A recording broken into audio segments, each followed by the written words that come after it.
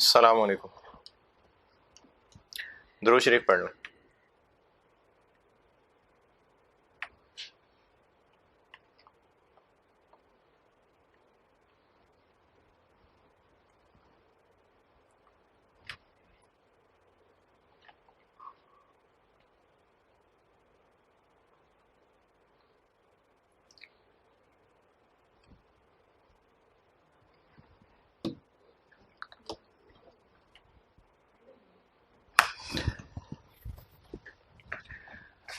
कल जो होमवर्क दिया था ना, वो चूंकि आपके यहाँ कल है लेकिन हमारे यहाँ भी 5 मिनट पहले ही थे, तो जो यहाँ नौजवान बैठे हैं उन्होंने नहीं किया होमवर्क, तो मैं इसको कल डिस्कस कर लूँगा। ये सवाल मैं करा रहा था पिछली क्लास में, चूँकि एक दिन बीच में आ गया, आप भूल भाल गए होंगे सवाल को, तो सवाल दोबारा पढ़ लें।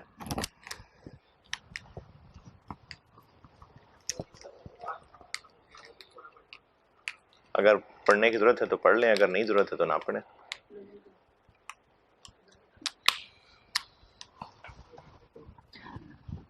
इस सवाल में यूनिट्स पूछे थे कि बस टोटल सेल वैल्यू पूछी थी, अमाउंट पूछी थी।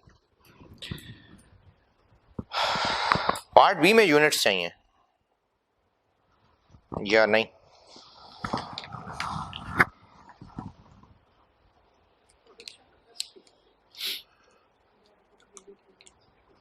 आल्दो के ये यूनिट्स के बगैर हो सकता है, लेकिन बज़ाहिर ये लग रहा है कि हमें यूनिट्स चाहिए होंगे।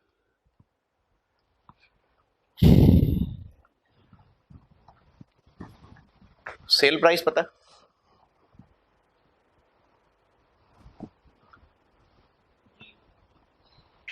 कहाँ पता है?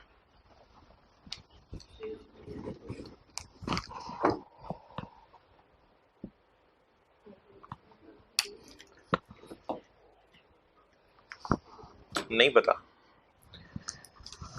सेल प्राइस नहीं पता, यूनिट थोड़ी बताए हैं, कहीं कहीं भी नहीं बताए। यार ठंड लग रही है। नहीं, ये एसी बंद कर देना यार।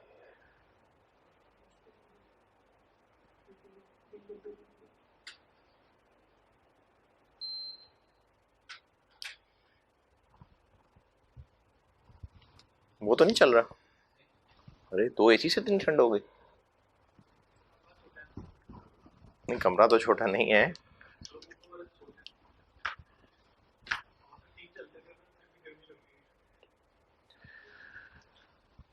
अच्छा, पिछले साल की आपको सेल प्राइस नहीं पता, यूनिट्स भी नहीं पता, और सेल प्राइस और यूनिट्स जब पता ही नहीं है तो अगले साल की सेल प्राइस कैसे निकाल सकते हैं आप? आपको तो सेल प्राइस में चेंजेस बताई है ना। सेल प्राइस 8% बढ़ जाएगी, सेल प्राइस तो पता ही नहीं पिछले साल की। तो अगर इस सवाल में यूनिट्स पूछे होते कि नंबर ऑफ यूनिट्स सोल्ड, तो डेफिनेटली सेल प्राइस बताई होती, उसके बगैर कर ही नहीं सकते थे। लेकिन चूंकि सेल प्राइस नहीं बताई हुई इसलिए यूनिट्स नहीं पूछे हुए, इसलिए पूरी सेल पूछी हुई है। तो इस सवाल को आप टोटल भी चला सकते हैं। इसके लिए मैंने इस सवाल का एक अल्टरनेटिव सॉल्यूशन वो आपको आज देना है, वो आप खुद ही ट्राई करिएगा। आई कैप के सॉल्यूशन में भी वो सेल वैल्यू से लेके चला था। आई कैप का सॉल्यूशन थोड़ा मुश्किल है, मुश्किल इस लिहाज से कि उसमें पता नहीं उसने क्या क्या मल्टीप्लाई डिवाइड किया हुआ है। तो मैंने जिस फॉर्मेट पैटर्न से आपको सिखाया है तो उसी तरह से आपको, अल्दो के मैंने सॉल्यूशन में इक्वेशन नहीं बनाई हुई, क्योंकि मैंने सॉल्यूशन क्या किया हुआ है कि ये लिखा हुआ है, इसमें ये ऐड किया हुआ है, इक्वेशन की बजाय दिस प्लस दिस किया हुआ है, और फिर आगे कुछ और किया है जो भी समझाता हूं, इसको कराने के बाद बताता हूं कि क्या किया हुआ है। तो चूंकि इस सवाल में आपको सेल प्राइस नहीं बताई हुई, इसलिए यूनिट्स भी नहीं पूछे हुए, तो हमें सेल प्राइस और यूनिट्स में टूटने की जरूरत नहीं है। फिर हमने तो टोटल सेल वैल्यू निकालनी है। तो इस सवाल में भी स्पेशली पार्ट बी की वजह से मैं 100 रुपए सेल प्राइस अज्यूम करने लगा हूं। ये मैंने परसों जो सवाल कराया था ना, परसों पता नहीं, 1-2 क्लासेस पहले मैंने एक सवाल किया था जिसमें सेल प्राइस 100 रुपए अज्यूम की थी। तो वो जो सेल प्राइस 100 रुपए अज्यूम की थी, मैं इसमें भी वैसे ही करने लगा हूं। अब आपने काम ये करना है कि इस सवाल को करने के बाद आप घर जाके सवाल को रिपीट करिएगा, और जो इसका अल्टरनेटिव दूंगा वो भी करिएगा। और वो जो 2 क्लासेस पहले मैंने 100 रुपए अज्यूम करने वाला सवाल किया था, उसको भी रिवाइज करके आइएगा।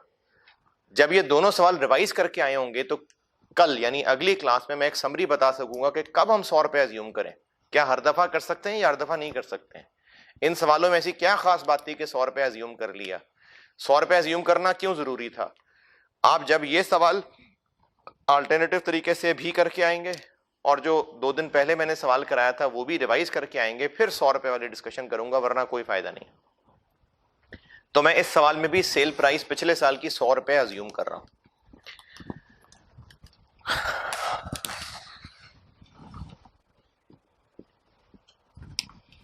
पिछला साल क्या था? 2000 या नहीं, 2000 कुछ नहीं है, चलें लेटेस्ट ईयर। इस लेटेस्ट ईयर में अगर मैं सेल प्राइस कह देता हूं 100,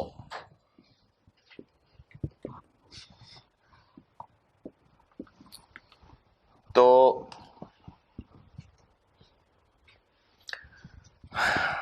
वेरिएबल कॉस्ट ऑफ सेल कितनी थी?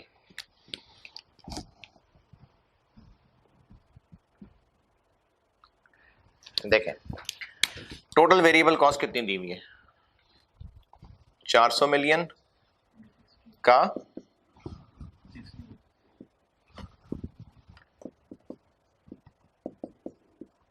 ये तो टोटल है ना, पर यूनिट करना चाहूं तो क्या करूं? Divided by units. यूनिट्स नहीं पता, ये अभी मकड़ी से पूछ के बताते हैं। मकड़ी कहती है कि अगर पिछले साल की सेल्स 567 मिलियन थी और एक यूनिट 100 रुपए का बेचना था तो 5.67 मिलियन यूनिट्स बेचे थे।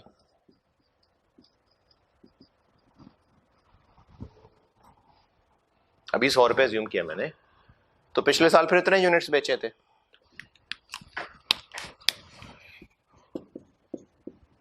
तो वेरिएबल पर यूनिट कितनी हो गई? Variable cost of sale per unit कितनी हो गई?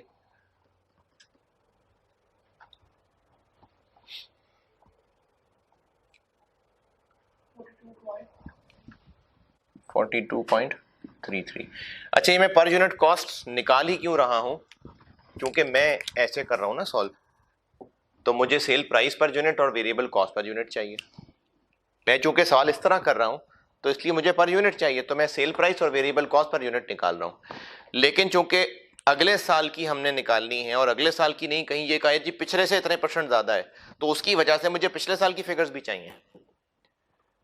देखें, पिछले साल की फिगर्स निकालूंगा तो पता चलेगा ना कि अगले साल की फिगर्स कितनी होंगी, क्योंकि अगले साल की फिगर्स के लिए लिंक किया हुआ है कि ये 5% बढ़ जाएगा, 10% कम हो जाएगा, 4% महंगा हो जाएगा। तो पिछले साल की फिगर्स निकालूंगा तो अगले साल की निकालूंगा ना, तो इसलिए मैं पिछले साल की सेल प्राइस और वेरिएबल कॉस्ट पर यूनिट लिख रहा हूं। और क्या क्या पिछले साल वेरिएबल था? कमीशन थी, शायद कमीशन थी, कमीशन थी, कितनी थी? यानी 2 रुपए।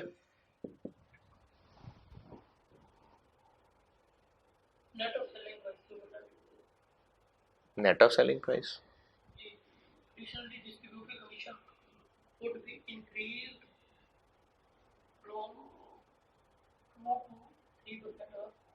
पिछले साल कितनी थी? तो 2 रुपए ना, कि 2%? 2 रुपए ही होगा ना, सेल प्राइस और रखी है मैंने तो 2 रुपए थी ना। नेट सेलिंग प्राइस अगले साल, वो नेट इसलिए कह रहा है क्योंकि अगले साल हम डिस्काउंट देने लगे, इसलिए उसने नेट का कहा है। पिछले साल तो कोई डिस्काउंट नहीं था ना, तो इसलिए 100 का ही 2% है। अगले साल डिस्काउंट देने लगे हम। और कुछ था वेरिएबल?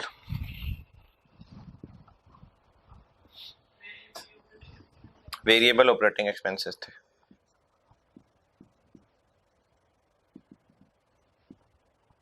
कितने थे? 47 मिलियन का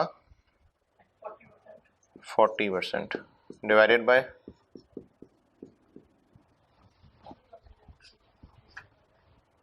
नहीं, डेप्रिसिएशन कहीं नहीं डाली ना, डेप्रिसिएशन कहीं नहीं है।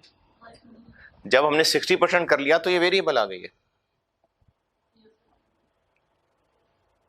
जब इसको 40% कर लिया तो बस ये वेरिएबल आ गई है।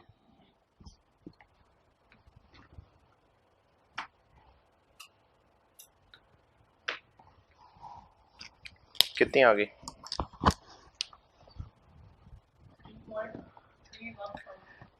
ये ठीक है या कोई गड़बड़ हो गई इसमें? 3.31 सही है या कुछ गलती हो गई इसमें? 3.2 चले, सही है।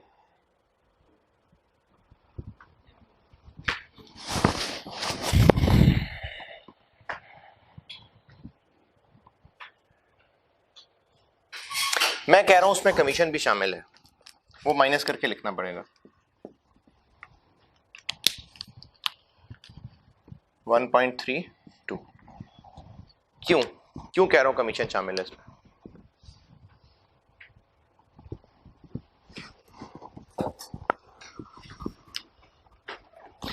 जब मैं ये करता हूं तो उसमें कमीशन शामिल है, तो मैंने कमीशन माइनस करके इसको अलग लिखा है। क्यों कह रहा हूं कमीशन इसमें शामिल है? इससे पहले हमने जितने सवाल किए ब्रेक इवन में, जिसमें हम वो कंट्रीब्यूशन पर यूनिट निकाल रहे होते थे, ब्रेक इवन, फिर एक सवाल स्प्रिंग 16 का था उसमें कमीशन थी, उससे पहले भी एक सवाल किया था उसमें भी कमीशन थी, फिर एक मल्टी प्रोडक्ट था C+I+ वाला, KPK डेयरीज वाला, उसमें भी कमीशन थी। वो हमने अलग ही लिखी है हमेशा, कभी किसी कॉस्ट में शामिल नहीं हुई होती थी ऑलरेडी, वो हम उसको हमेशा अलग ही लिखते थे। यहां पर मैं क्यों कह रहा हूं कि इसके अंदर शामिल हुई हुई है, मैंने क्यों उसको अलग से नहीं लिखा? लिखा तो है, लेकिन मैं क्यों कह रहा हूं कि इसमें कमीशन भी शामिल है? इससे पहले तो हम जितने सवाल किए हैं CVP में, उसमें कमीशन हम अलग ही लिखते थे। पिछले जितने सवाल किए सब खोल के देख लें, कहीं पर ऐसा किया कि मैंने कहा कि इसमें कमीशन भी शामिल है तो वो मैं अलग करके लिख रहा हूं? नहीं, ये रीजन नहीं है।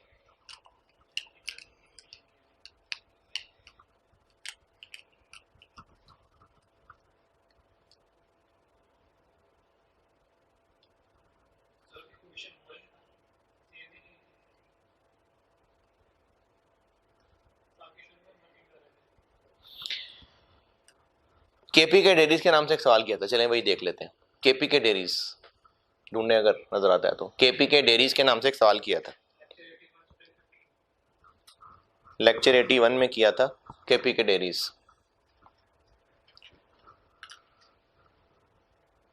उसमें जब हम लोग कंट्रीब्यूशन पर यूनिट निकाल रहे थे तो उसमें material, labour, variable overheads, variable selling expenses लिखे थे। तो वेरिएबल सेलिंग एक्सपेंसेस जो लिखे थे उसमें कमीशन ऑलरेडी शामिल नहीं थी, हमने उसको अलग से लिखा था। हमने इस वेरिएबल कॉस्ट पर यूनिट को अदर देन कमीशन लिया था, तभी इसको 57% से ग्रॉस अप किया था।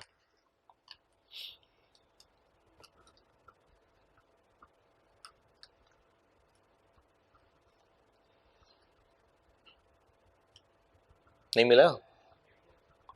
इसमें ये जो हमने वेरिएबल कॉस्ट ली थी, material, labour, variable overhead, variable selling cost, इसको हमने सारी की सारी वेरिएबल कॉस्ट तो नहीं माना था, इसको हमने वो अदर वेरिएबल कॉस्ट माना था जो अदर देन कमीशन थी, 57 थी शायद। ऐसा ही है KPK वाले में। इससे अलावा और भी जितने सवाल किए थे उनमें हमने अभी तक ऐसा नहीं कहा था कि ये जो वेरिएबल कॉस्ट लिखी हुई है इसमें कमीशन शामिल है। जो लिखी होती थी हम कमीशन उसके अलावा अलग से ही लिखते थे, लेकिन अब मैं कह रहा हूं कि इसमें कमीशन भी शामिल है, तो मैंने इसलिए इसमें से कमीशन माइनस करके उसको अलग लिखा, इसको अलग लिखा। अलग अलग क्यों लिखा उसके भी रीजन है, लेकिन क्यों मैंने कहा कि इसमें कमीशन शामिल है, माइनस की कमीशन, ताकि अलग अलग लिख सकूं। सवाल समझ आ गया मैं क्या कह रहा हूं? इससे पहले जो खर्चे होते थे हम उनको बस लिस्ट डाउन करते थे और कमीशन अलग से लिख लेते थे, लेकिन यहां मैं कह रहा हूं कि इसमें कमीशन ऑलरेडी इंक्लूडेड है, तो मैंने अलग करके लिखा। क्यों?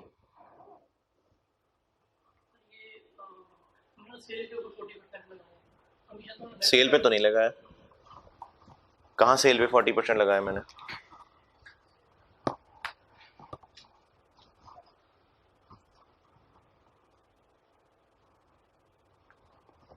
चल इसका जवाब बताता हूं। इसका जवाब ये है कि पहले जितने सवाल किए थे उनमें आपको कॉस्ट की बस इंफॉर्मेशन दी होती थी और कमीशन की चूंकि अलग से इंफॉर्मेशन दी होती थी तो कमीशन को हम अलग लेते थे। ये एक पूरी की पूरी इनकम स्टेटमेंट बनी हुई है जिसमें प्रॉफिट तक निकाल के दे दिया उसने। तो अगर इसमें कमीशन नहीं होगी तो फिर कहां होगी? इस सवाल में आपको पूरी इनकम स्टेटमेंट की शक्ल दी हुई है, प्रॉफिट तक निकाला हुआ है एंड पे, तो इससे बाहर होगी कहीं कमीशन? इसके अंदर ही होगी ना कहीं, तो कॉस्ट ऑफ सेल में तो होगी नहीं, फिर यही होगी। तो इसलिए इसमें कमीशन शामिल थी, इसलिए मैंने अलग करके बाकी अदर वेरिएबल कॉस्ट लिखी।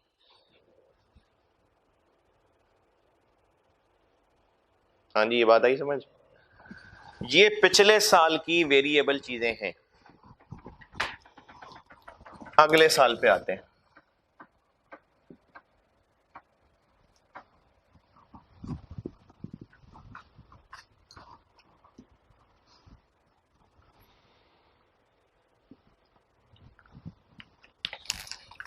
अगले साल की सेल प्राइस कितनी होगी?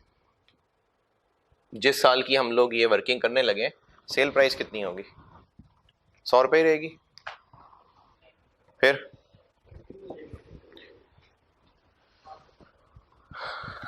8% इंक्रीज हो जाएगा, यानी 108 हो जाएगी। नहीं, 108 हो जाएगी ना। लेकिन कुछ लोगों को हम ट्रेड डिस्काउंट भी देंगे, तो ट्रेड डिस्काउंट 30% लोगों को ट्रेड डिस्काउंट देंगे। तो आपको ये पहले मैंने बताया, इसको फिर से समझाया कि अगर एक ही क्वांटिटी के कुछ हिस्से पे एक प्राइस लगनी हो, कुछ पे दूसरी प्राइस लगनी हो, तो हम क्या करते हैं, हम उसका वेटेड एवरेज कर लेते हैं। तो 108 बिल्कुल होगी, लेकिन 70% लोगों को 108 ही चार्ज होगी और बाकी 30% लोगों को 108 का 0.9 चार्ज होगी।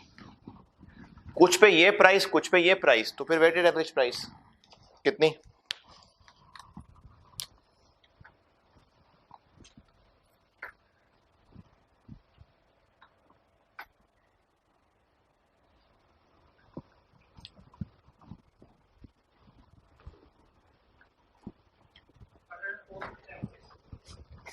$104.76।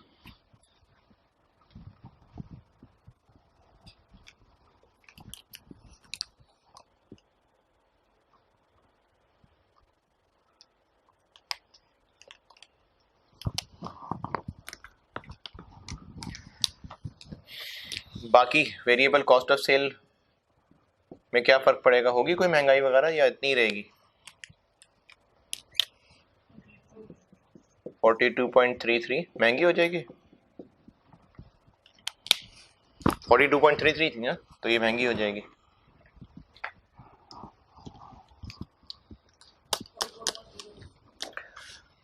$44.02। फिर कमीशन में क्या होगा? पहले 2% थी, अब 3% ऑफ नेट सेल ना। नेट इसलिए कहा हुआ था कि इसमें ट्रेड डिस्काउंट देना है, तो 10.76 का 3%।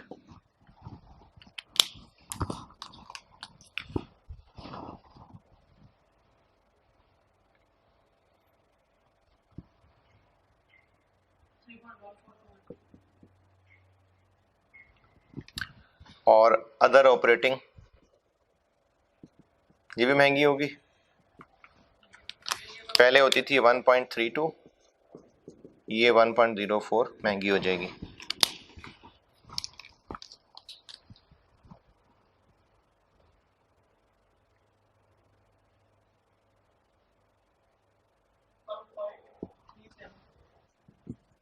तो हम अगले साल कंट्रीब्यूशन पर यूनिट कितना कमाएंगे?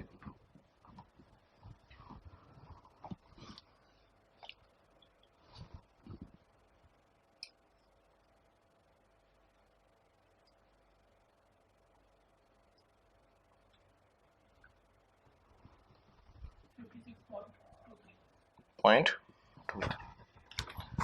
तो यहां पर आ जाएगा 56.23 कंट्रीब्यूशन है ना ये। तो 56.23 जो मैंने वर्किंग 2 से निकाला। अब आप this plus this divided by this, लेकिन इसको 90 ना रहने देना, मिलियन 6 जीरो लगा लेना साथ। तो देखें x कितना आता है।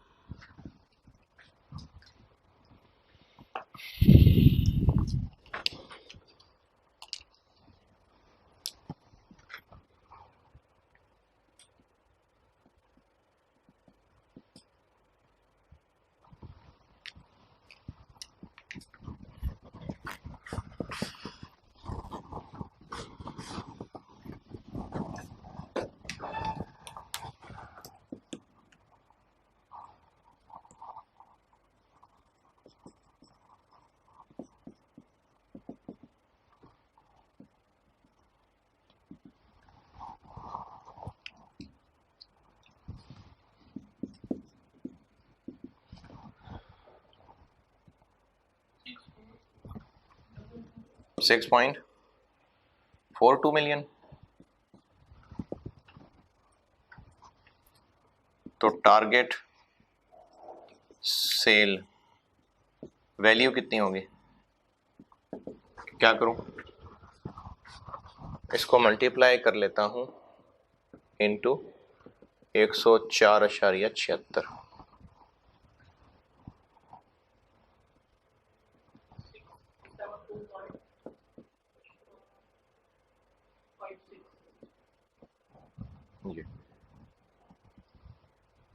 ये सवाल की रिक्वायरमेंट थी ए। अच्छा, जिनको लगता है कि मैंने सेल प्राइस 100 रुपये एज्यूम की थी तो इसलिए आंसर तो ये तो आ गया, कुछ और एज्यूम करता, कुछ और रख के देख लें, यही आएगा। ये मैं अभी आपको क्या नजर आएगा मैं क्या कर रहा हूँ, लेकिन मैंने अभी यहाँ पर एक्सेल पे सारे फार्मूले लगाए हुए हैं। ये मैंने प्राइस कर दी 500 रुपये, थोड़ा सा राउंडिंग ऑफ का फर्क आ गया थोड़ा सा, लेकिन यही आंसर आया। प्राइस कर दी 200 रुपये, सेम आंसर आया, थोड़ा सा राउंडिंग ऑफ का फर्क है। प्राइस अज्यूम कर ली मैंने 300 रुपये, सेम आंसर आया। प्राइस कर ली मैंने 50 रुपये, सेम आंसर आ रहा है।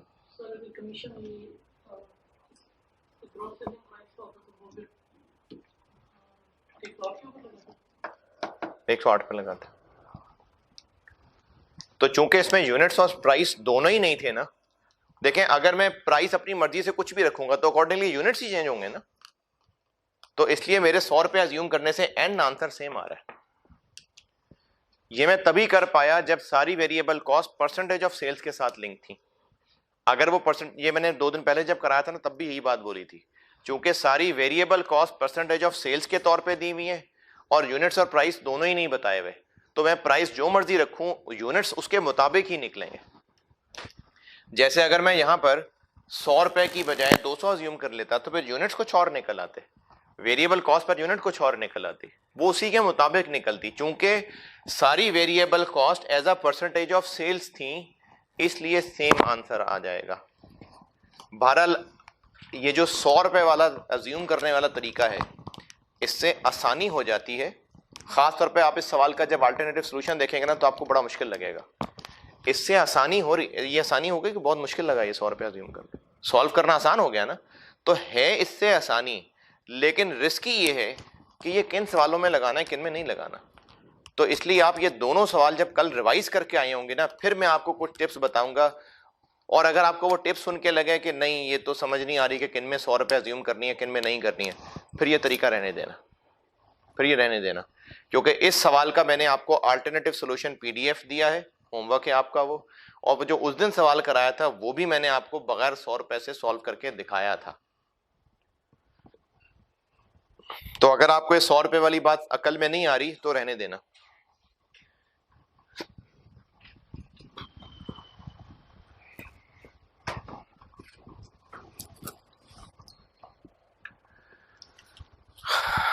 यार इसको चलो मैं यहीं कर देता हूं, उसके बाद देखते हैं पार्ट बी। पार्ट बी में क्या पूछा हुआ,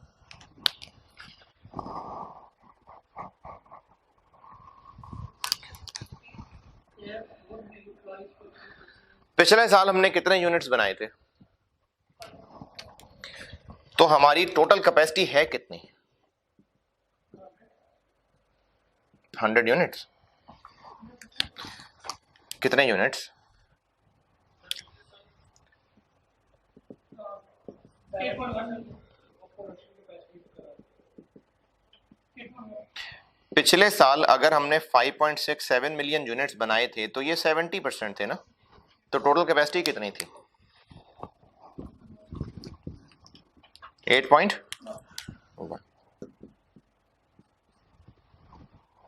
इतनी कैपेसिटी थी।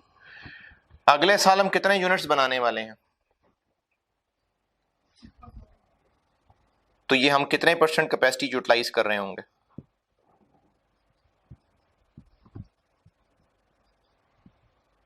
क्या करूं? ये हम इसका कितने % यूटिलाइज कर रहे होंगे? 6.42 मिलियन। इसका कितने % है? ऐसे ही करेंगे ना?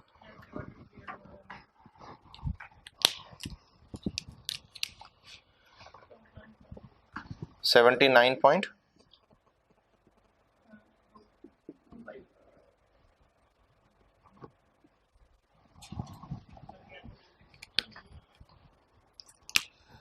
अगर ये 100 रुपए वाले तरीके से नहीं करते तो ये बड़ा कॉम्प्लिकेटेड हो जाएगा। ये वाला पार्ट है 2 नंबर का, लेकिन बहुत कॉम्प्लिकेटेड हो जाएगा। ये आपने सोल्यूशन जो कि मैंने आपको पीडीएफ दिया उसका पार्ट बी पे गौर करके आएगा कैसे सॉल्व किया हुआ। मैंने यूनिट्स निकाल दिए थे ना, इसलिए ये बड़ा आसान हो गया। लेकिन अगर इस सवाल को यूनिट्स इग्नोर वाले तरीके से करते जो मैंने अल्टरनेटिव दिया हुआ है तो पार्ट बी काफी कॉम्प्लिकेटेड है। वो आप करके आइए। इसका आपका होमवर्क इस क्लास का ये दोबारा करें और जो उसका मैंने अल्टरनेटिव दिया हुआ है उसको अच्छी तरह समझ के आइए। और जो उस दिन पहले एक दफा आपको 100 रुपए अजीम वाला सवाल करा के आया था वो रिवाइज करके आइए, ताकि अगली क्लास में हम ये डिस्कस कर सकें कि 100 रुपए रखने से क्या फायदा हुआ और किन हालात में 100 रुपए रखना सेफ है और किन में 100 रुपए रखना गलत है।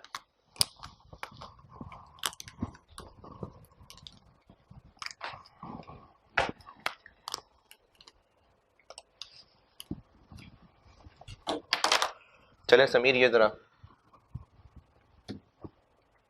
बोर्ड का गश्त कर लें।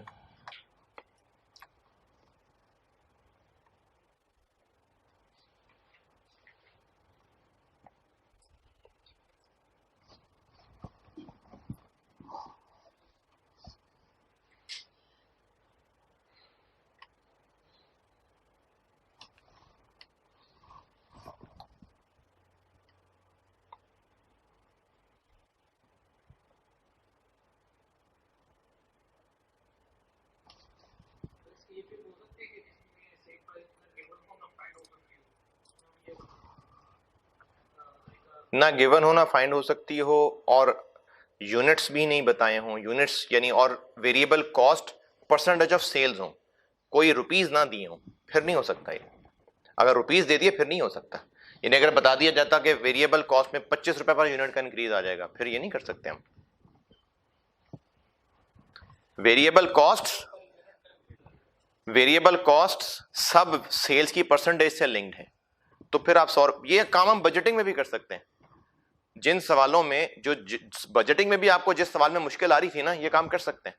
जो मर्जी सवाल ट्राई करके देख लेना, जहां पर सेल की प्राइस निकाली ही नहीं जा सकती और वेरिएबल खर्चे सब सेल की परसेंटेज लिंक्ड हैं, आप 100 रुपए सेल प्राइस करके कर सकते हैं। इसमें ना फायदा क्या होता है कि ये वाले मसले सॉल्व करने आसान हो जाते हैं।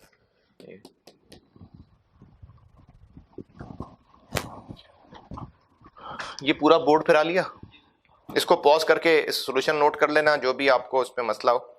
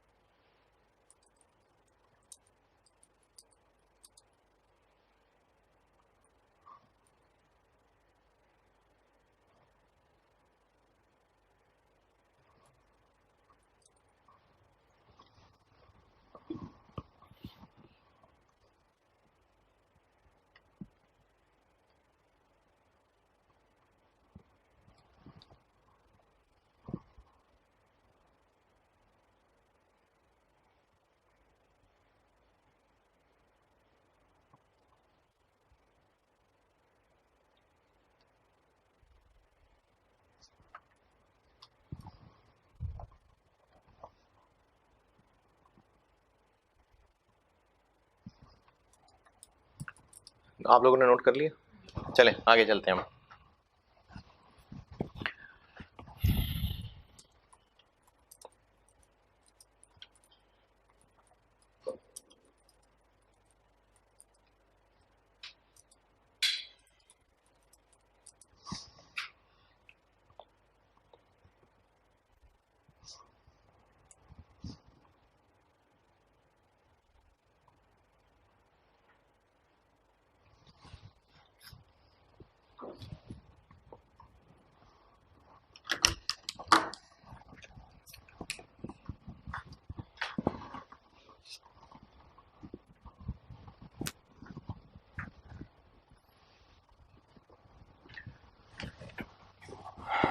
चौथा हिस्सा मैंने क्या किया था इस चैप्टर का? बस ये टारगेट सेटिंग काफी है। चौथा हिस्सा क्या किया था?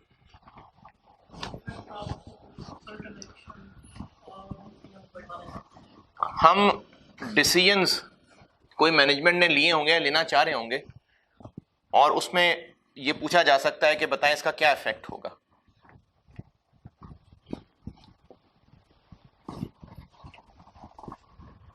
अगर ये लिखा होता कि बताइए एक्शन लें कि ना लें, तो ये तो डिसीजन मेकिंग होगी ना, तो ये जनरल डिसीजन मेकिंग का सवाल हो जाता। लेकिन इस तरह के सवालों को मैं पहले डिस्कस कर चुका। सीवीपी में मैंने आपसे कहा था डिसीजन मेकिंग साइड पे कर दें।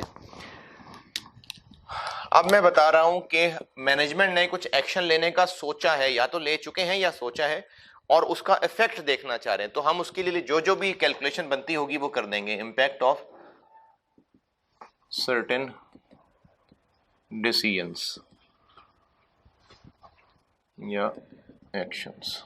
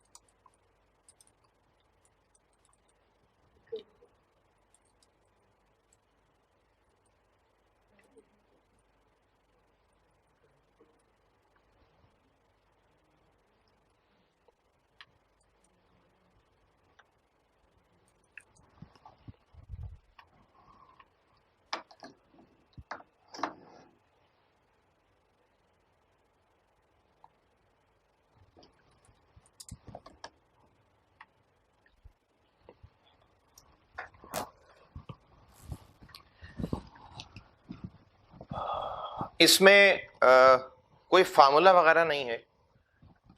क्या लग रहा है नाम से, क्या करना होगा इसमें हमने?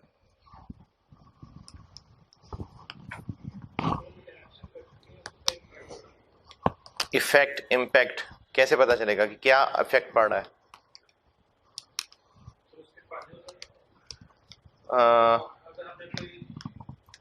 जो जो कुछ भी इनकम एक्सपेंस कैलकुलेट कर सकते हैं, इफेक्ट क्या पड़ रहा है ये कैसे बताएंगे? चेंज किससे? किससे चेंज? किससे कंपेयर करके चेंज?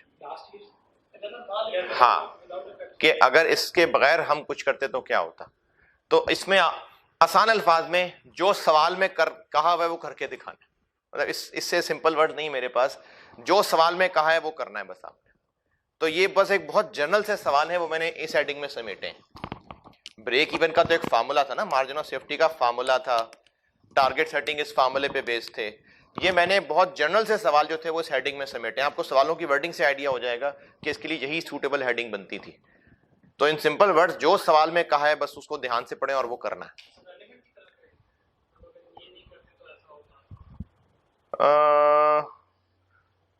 रेलिवेंट वाला जो कॉन्सेप्ट है कह सकते हैं आप, यानी इसमें अब थोड़ा बहुत रेलिवेंट वाला कॉन्सेप्ट आ रहा है कि इससे क्या हो रहा है, इससे रिलेटेड और क्या क्या हो रहा है। तो रेलिवेंट कॉस्टिंग थोड़ी बहुत इससे लिंक आप समझ सकते हैं, यानी जो डिसीजन मेकिंग मैंने भूलने को कहा था वो आप इस टॉपिक में वापस ला सकते हैं, ले आए।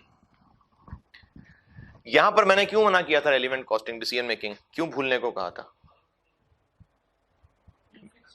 क्योंकि फिक्स कॉस्ट निकालनी होती है ना, तो आपके जहन में आना था फिक्स कॉस्ट तो रेलिवेंट नहीं होती, हालांकि हम यहाँ फिक्स कॉस्ट निकालते हैं। तो इसलिए मैंने कहा था डिसीजन मेकिंग को भूल जाइए ब्रेक इवन पढ़ते हुए।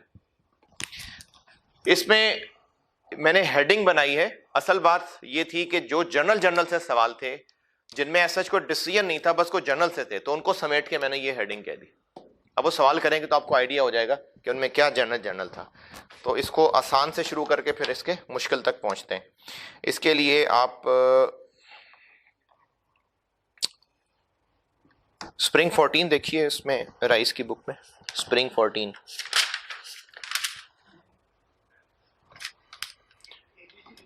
जी, स्प्रिंग 14 एबीसी लिमिटेड। जिनके पास पैक की बुक है उसमें पेज 366 पे क्लास वर्क 6 है, एबीसी लिमिटेड स्प्रिंग 2014।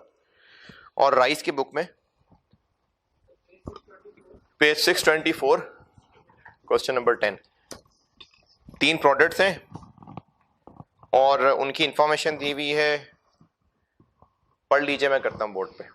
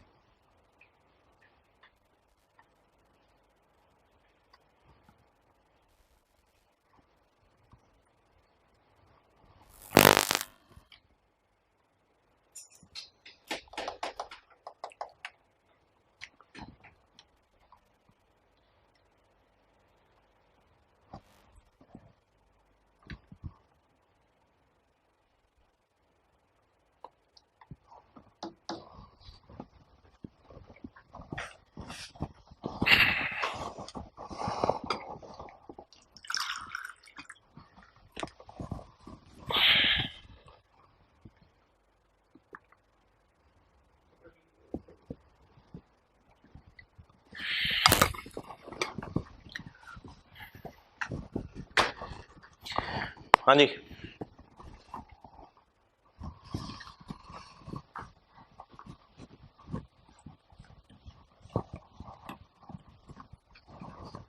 यार एक एसी से भी ठंड लग रही है,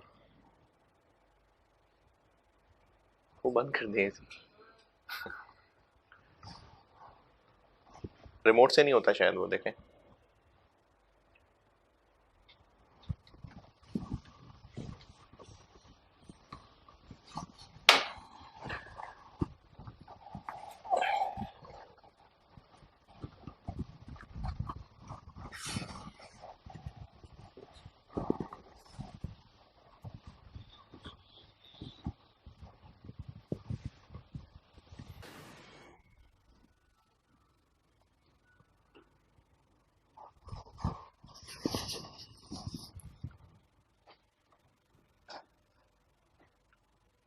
कर लिया। इस सवाल के अंदर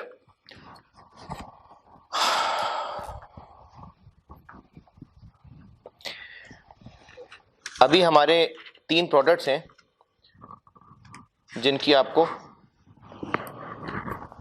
पिछले साल की पर यूनिट सेल प्राइस और कंट्रीब्यूशन दी हुई है, और अगले साल के प्लान के बारे में ये कहा है कि हम एक मार्केटिंग कैंपेन करना चाह रहे हैं। तो बताइए कि इस मार्केटिंग कैंपेन से कंपनी के प्रॉफिट पे क्या फर्क पड़ेगा? कैसे निकालेंगे फर्क? 2013 से कंपेयर कर लेंगे, सवाल अगर पढ़ लिया पूरा तो 2013 के प्रॉफिट से कंपेयर कर लेंगे। इस एडवर्टाइजिंग कैंपेन का क्या फर्क पड़ेगा? सर एडवर्टाइजिंग कैंपेन के साथ प्रॉफिट निकालेंगे। बस ऐसे ही करना है। हम देखेंगे कि एडवर्टाइजिंग कैंपेन ना होती तो 2014 के 2013 के प्रॉफिट्स क्या होते और एडवर्टाइजिंग कैंपेन करने से क्या होंगे। इसमें एक ही छोटा सा मुश्किल पॉइंट है बस, बाकी आसान सा सवाल है।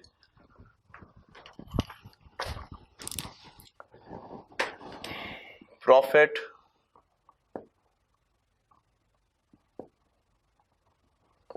इग्नोरिंग एडवर्टाइजिंग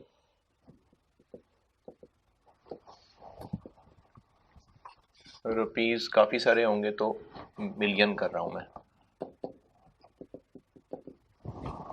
और प्रॉफिट आफ्टर एडवर्टाइजिंग, और इम्पैक्ट बताना है तो इनका डिफरेंस ले लेंगे। चलो ये सवाल है, ये करना है हमने। प्रॉफिट निकालेंगे 2014 का और इनका डिफरेंस लेके बताएंगे कि ये इम्पैक्ट पड़ेगा, और इसी बताने में ही जो रिक्वायरमेंट की पहली वर्डिंग है वो भी कवर हो जाएगी। रिक्वायरमेंट का पहला हिस्सा क्या है? 2014 का कंट्रीब्यूशन, तो ठीक है हम इसमें कंट्रीब्यूशन निकाल ही लेंगे, इसी में कवर हो जाएगा। पर यूनिट की इंफॉर्मेशन दी हुई है ऊपर, तो पर यूनिट इनटू यूनिट्स, तो इसका मतलब हमें इसमें यूनिट्स निकालने पड़ेंगे, और तीनों प्रोडक्ट्स के अलग अलग कंट्रीब्यूशन है तो तीनों के यूनिट्स चाहिए ना। तो ये इसमें सवाल में वाहिद मुश्किल ये थी कि तीनों के यूनिट्स अवेलेबल नहीं थे। चलें आते हैं उस पर भी। कंट्रीब्यूशन पर यूनिट निकाल लेता हूं, आगे फिर नंबर ऑफ यूनिट्स भी निकाल लूंगा। ए बी और सी, सेल प्राइस कितनी होगी या इतनी ही होगी? सेल प्राइस इतनी ही रहेगी जितनी दी हुई है या चेंज हो जाएगी? चेंज हो जाएगी। तो सेल प्राइस होगी एल वाई इंटू 1 ए की कितनी 10,000 से कितनी हो जाएगी? ये मैं कर क्या रहा हूं, क्या क्या सवाल प्लान किया हमने? 2014 के प्रॉफिट्स निकालने लगे हैं ना, तो उसके लिए कंट्रीब्यूशन और फिक्स कॉस्ट इस्तेमाल कर लेंगे। तो मैंने कंट्रीब्यूशन निकालनी है, तो सेल प्राइस पर यूनिट पता हो और नंबर ऑफ यूनिट्स पता हो तो कंट्रीब्यूशन निकल आएगी। तो पहले मैं कंट्रीब्यूशन पर यूनिट निकाल रहा हूं, फिर नंबर ऑफ यूनिट्स निकाल रहा हूं। तो सेल प्राइस पिछले साल को 1.14 कर लेते हैं, 11,400, और B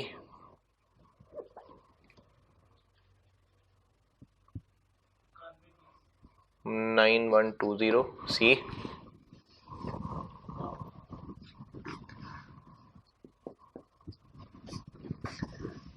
variable cost last year into 1.08। तो वेरिएबल कॉस्ट दी तो नहीं है, लेकिन आप गौर से देखेंगे तो आंखों आंखों में नजर आ जाना है। सेल प्राइस 10,000 थी, कंट्रीब्यूशन 5,000 थी, तो वेरिएबल कॉस्ट 5,000 थी, उसको 8% बढ़ा लें।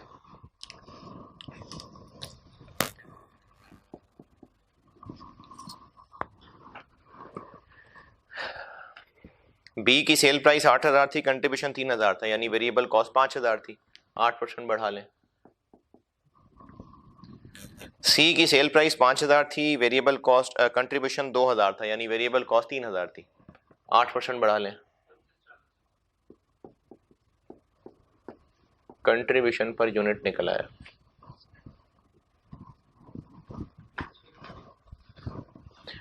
6,000,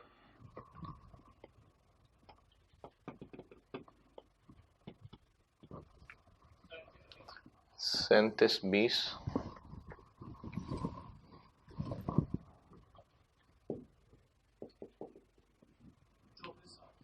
2460 ये निकला है कंट्रीब्यूशन पर यूनिट।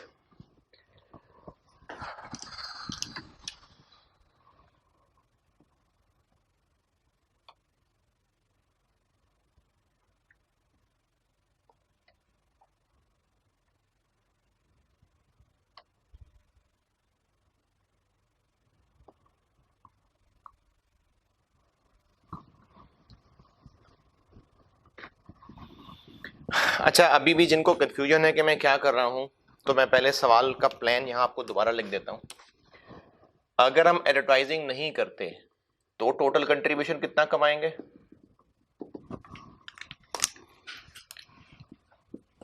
ए के कितने यूनिट्स बेचेंगे इनटू ए के ऊपर कंट्रीब्यूशन कितना कमाएंगे?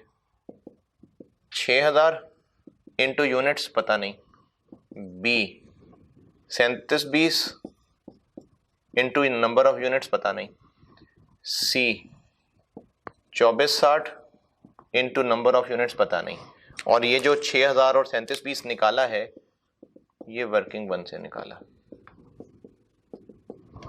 तो अगर हमें एबीसी के यूनिट्स पता चल जाएं तो कंट्रीब्यूशन आ जाएगा। यही काम आफ्टर एडवर्टाइजिंग के लिए भी कर लेंगे।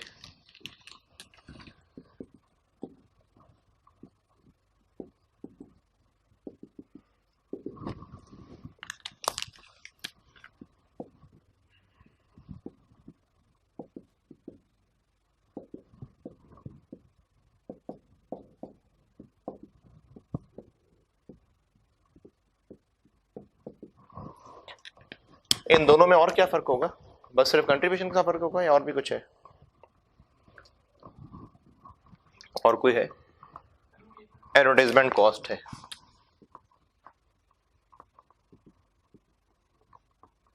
कितनी?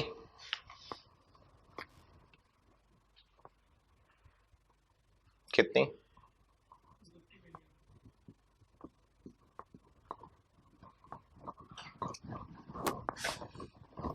तो सवाल में रिक्वायर्ड था कंट्रीब्यूशन, ये सवाल की रिक्वायरमेंट कंट्रीब्यूशन से पूरी हो जाएगी, और एंड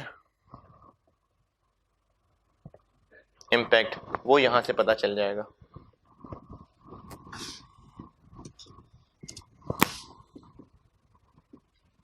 इन दोनों का डिफरेंस लेंगे तो इम्पैक्ट आ जाएगा। ये प्लान है सवाल का कि ये करना है हमने। कोई इख्तिलाफ है?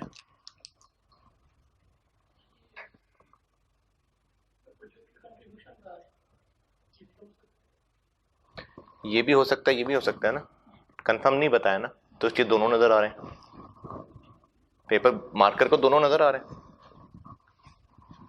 कंट्रीब्यूशन पूछा है ना, तो देखें दोनों नजर आ रहे हैं कंट्रीब्यूशन, और इम्पैक्ट पूछा है, ये इम्पैक्ट होगा। ये सवाल का प्लान है जो मैंने लिखा हुआ है। अब इसको सॉल्व करने के लिए यूनिट्स चाहिए ना, अब यूनिट्स निकालते हैं। यूनिट्स के बारे में ये कहा हुआ है कि इतने इतने % ग्रो कर जाएंगे। किससे? जितने पिछले साल कितने थे? टोटल सेल्स बताई है और रेशो बताई है, तो निकाल लेते हैं।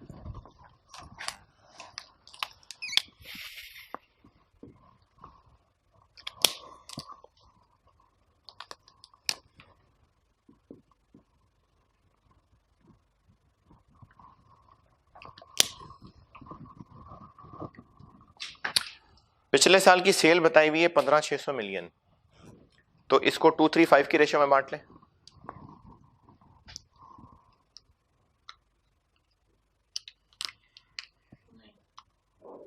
क्यों? 235 की रेशियो में यूनिट्स हैं जो बंटने हैं, 235 यूनिट्स की रेशियो है, एंड सेल्स वॉल्यूम रेशियो इतनी, ये क्वांटिटी की रेशियो है। 15,600 तो वैल्यू है, और चूंकि सेल प्राइसेस डिफरेंट हैं तो सेल वैल्यू की रेशियो डिफरेंट होती है। क्या करें?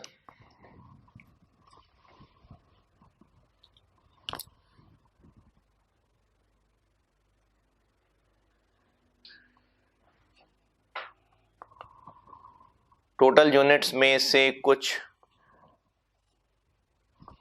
10,000 के बेचे थे, कुछ 8,000 के बेचे थे, कुछ 5,000 के बेचे थे। तो जाके टोटल सेल्स 15,600 मिलियन बनी थी। तो कोई हिंट?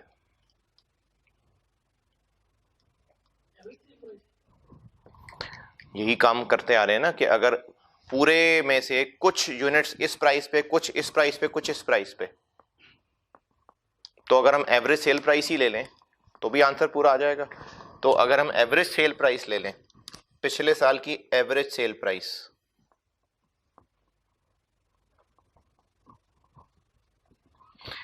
कैसे? 10,000 का क्या वेट है? 2/10। दूसरी क्या साइज प्राइस थी? इसका क्या वेट है? 3/10। तीसरी क्या प्राइस थी? इसका क्या वेट है?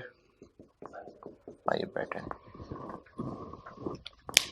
अब तो ये समझ आना चाहिए यार क्या कर रहा हूं, ये तो इतनी दफा कर लिया। अब कितनी पिछले साल एवरेज सेल प्राइस थी?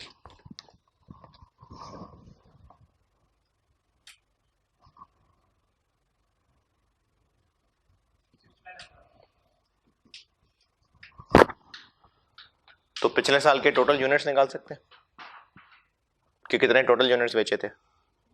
कैसे? 15,600 को इससे डिवाइड कर दें।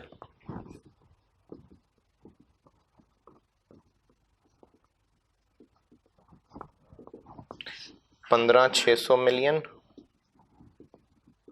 Divided by 6,900।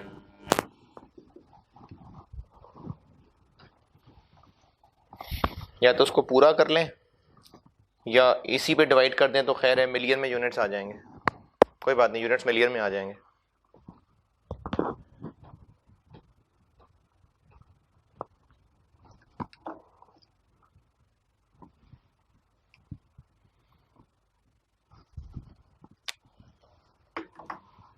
मिलियन में बता दें, कोई बात नहीं। 2 पॉइंट आगे भी है कुछ, एक डिजिट और बता दें। Okay, 1 million. पिछले साल इतने यूनिट्स बेचे थे टोटल, लेकिन हमें टोटल नहीं, हमें तो ए बी सी के अलग अलग चाहिए। तो इसी रेशो में वापस बांट देते हैं। मल्टी प्रोडक्ट ब्रेक इवन में भी कुछ ऐसा ही काम कर रहे होते थे। तो प्रोडक्ट वाइज थी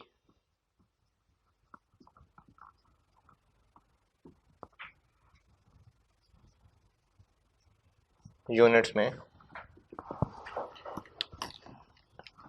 ए के कितने यूनिट्स थे? कैसे बांटू? 2.261 को 235 में बांट दें तो ए बी सी के यूनिट्स आ जाएंगे। ए के कितने आ जाएंगे? 2/10 करें तो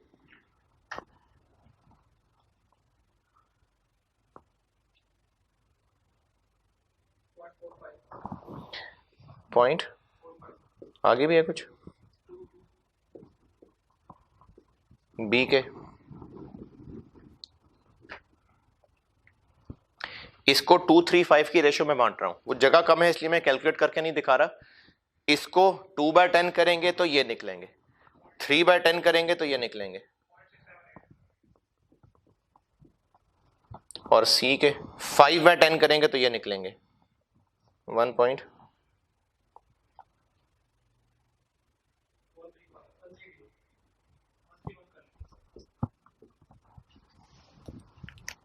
तो पिछले साल हमने इतने यूनिट्स बेचे थे।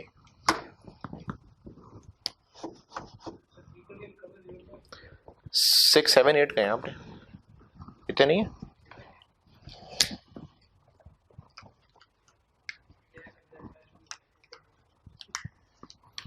ये पिछले साल के यूनिट्स थे।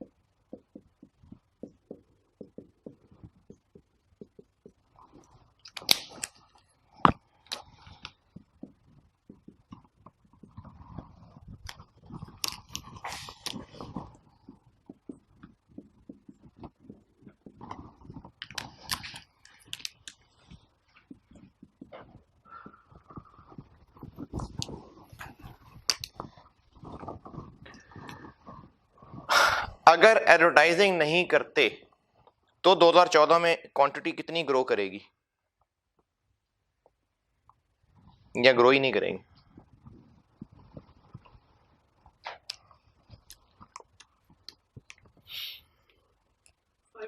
5%। तो अगर एडवर्टाइजिंग ना होती तो ये 1.05 तो हो ही जाने थे।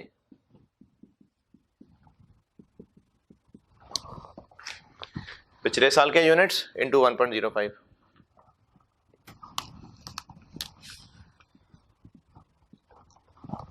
लेकिन अगर एडवर्टाइजिंग होगी तो फिर ए के 15। अच्छा, अब ये 15 5 के अलावा है या 5 की जगह है?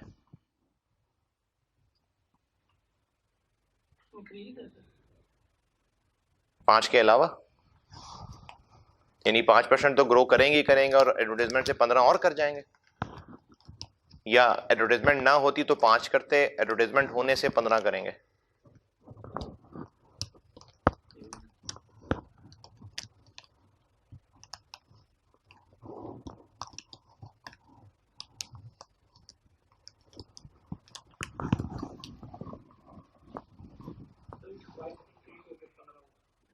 जी, तो 5 अलहदा और 15 अलहदा नहीं है।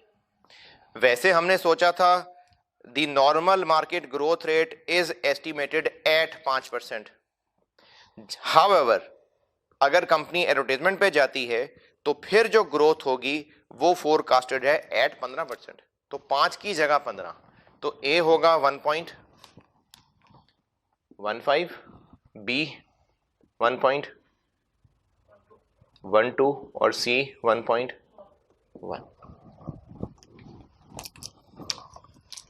तो इनको सॉल्व करने से टोटल कंट्रीब्यूशन आएगा और कंट्रीब्यूशन वाला आंसर पूरा हो गया, और यहां और वहां जो आंसर आएगा उसका डिफरेंस इंपैक्ट होगा।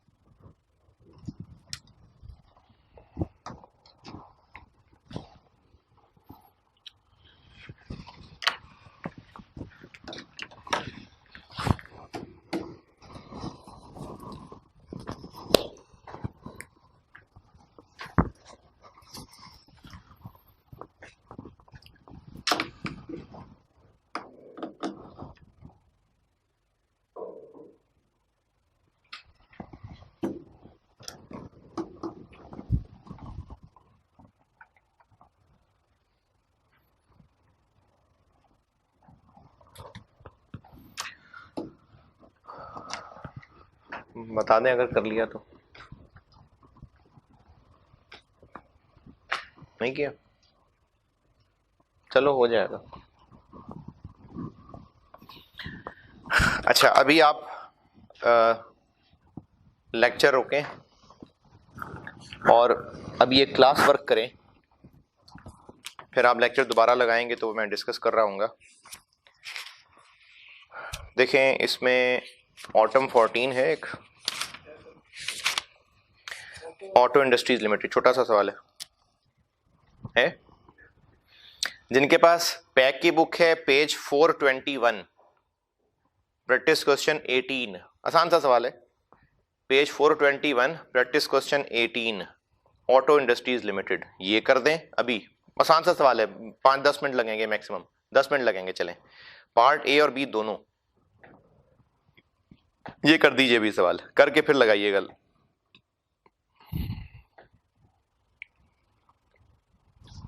ये सवाल करके फिर आप क्लास का लेक्चर दोबारा लगाइए, तो मैं इसका सोल्यूशन डिस्कस कर रहा हूँ।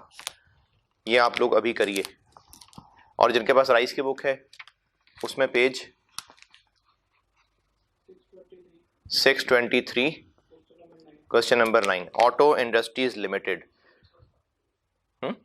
इससे पिछला सवाल है जहां ये प्रिंटेड है, तो ये आप लोग अभी कर दीजिए। 5-10 मिनट का सवाल है, लेक्चर पॉज करके कर दें, फिर आप लगाइए लेक्चर, तो मैं आंसर बता रहा हूँ। चलें जय शाबाश, सवाल करें।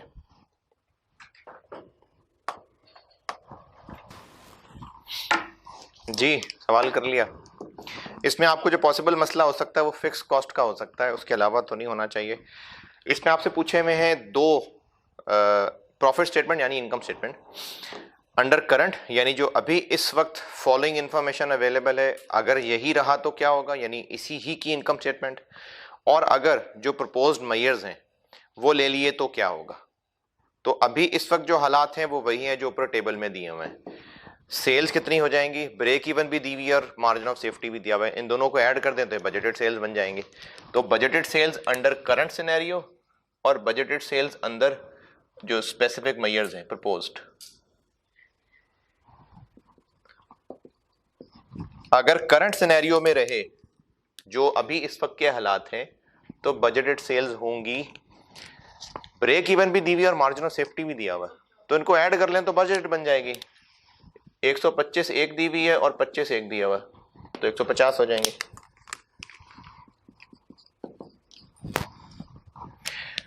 और प्रपोज्ड क्या है, प्रपोज्ड ये है कि अगर हम सेलिंग प्राइस कम कर लें तो क्वांटिटी 30 बढ़ जाएगी। तो ये काम बजटिंग में बड़ी दफा किया कि 150 को 0.95 कर लें तो इंटू 1.3 हो जाएगा। प्राइस 0.95 कर लें तो क्वांटिटी 1.3 हो जाएगी। कितना,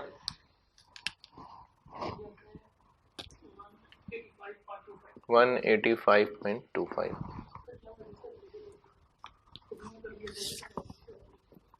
क्या अज्यूम कर लिया,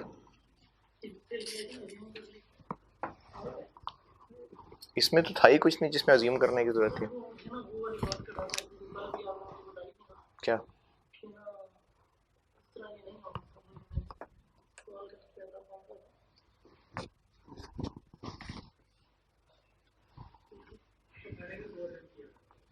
तो अज्यूम किया था, चलो कर लो, ठीक है कर लो,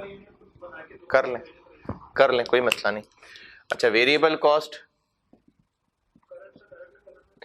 करंट से तो डायरेक्ट निकल आएगा, क्योंकि 150 मिलियन की अगर सेल्स है तो 20% मार्जिन का मतलब है 80% वेरिएबल कॉस्ट है। कितनी, 120। प्रपोज ये है कि यही जो यहाँ पर वॉल्यूम चेंज आना है वो इसमें भी आएगा, 120 इंटू 1.3, और इसमें कॉस्ट चेंज क्या आनी है, 10% कम हो जानी है, इंटू 0.9 कितना, 0.4, ये आ जाएगी कंट्रीब्यूशन। फिक्स कॉस्ट, ये मैंने पिछली क्लास पे आपको कहा था कि लिखें नोट कि अगर हम ब्रेक इवन रेशियो पे, ब्रेक इवन सेल पे कंट्रीब्यूशन निकालें तो फिक्स कॉस्ट के बराबर होगा। ये मैंने पर्सनली क्लास में कहा था कि आल्दो कि मैंने आपको फार्मूला यहीं से डराइव करा के दिया था, लेकिन फिर भी लिखें, काम आएगी ये बात। तो पिछले साल नहीं, ब्रेक इवन सेल दी हुई है, अगर इस पे कंट्रीब्यूशन निकालें तो किसके बराबर होगी, फिक्स कॉस्ट के बराबर। तो ब्रेक इवन सेल दी हुई है 125, इस 125 पे जब आप कंट्रीब्यूशन निकालेंगे तो वो फिक्स कॉस्ट के बराबर ही निकलेगा। कितना, 25।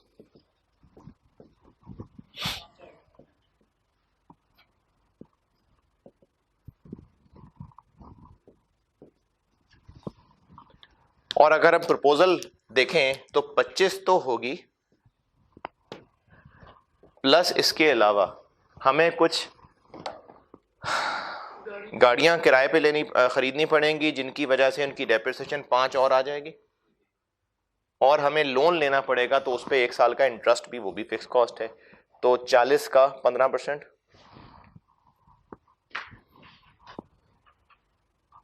40 लोन लेना पड़ेगा। इसका 15% 6। ये प्रपोज्ड सिनेरियो की फिक्स कॉस्ट है। और इसी डेटा से आगे फिर ब्रेक इवन और मार्जिन ऑफ सेफ्टी भी निकल आएगा। चलिए, इसका होमवर्क यही है बस, जो वो क्लास के शुरू में सवाल कराया था उसी का मैंने अल्टरनेटिव सॉल्यूशन भी दिया है आपको। आप प्रिंट ले लिया ना? तो ये अब आपने देख के आना है।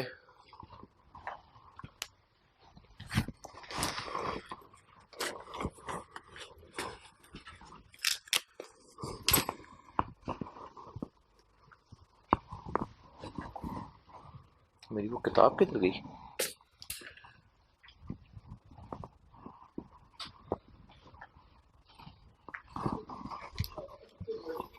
मैंने भी पिछली क्लास में तो सुनाई थी हदीस, सुनाई थी ना? तो बुक किधर गई? जी जी, एक मिनट यार, मेरी वो हदीस वाली किताब ही गुम होगी, सब्र कर।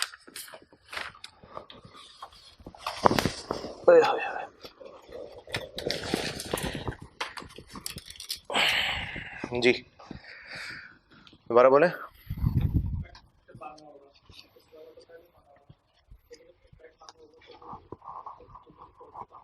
तो मैं डिफरेंस आ जाए अभी इस सवाल में या वैसे? तो हम दोनों का डिफरेंस बताएंगे और वर्डिंग लिख देंगे कि इतने इंक्रीज कर जाएगा प्रॉफिट।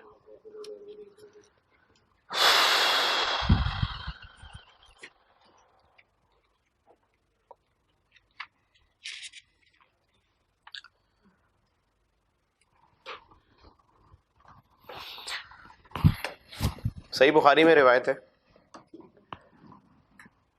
और है तो ये कॉन्टेक्स्ट बच्चों के हवाले से, लेकिन इसमें जो आखिरी जुमला है आपसे सल्लम का जो फरमान है वो जर्नल भी है। सही बुखारी में रिवायत है, सईदा आयशा रज़ियल्लाहु तआला अन्हा से रिवायत है कि एक देहाती नबी अकरम सल्लल्लाहु अलैहि वसल्लम की खिदमत में हाजिर हुआ और कहा, एक देहाती है कि आप लोग बच्चों को बोसा देते हैं, मतलब प्यार करते हैं, हम तो इन्हें बोसा नहीं देते। तो आप ने फरमाया कि अगर अल्लाह ने तुम्हारे दिल से रहम निकाल दिया है तो मैं तुम्हारे लिए क्या कर सकता हूँ। यानी ये जो बच्चों को प्यार करना है, इनके लिए नरम दिल रखना है, प्यार मोहब्बत, तो ये रहम आप ने इसको लिंक किया है।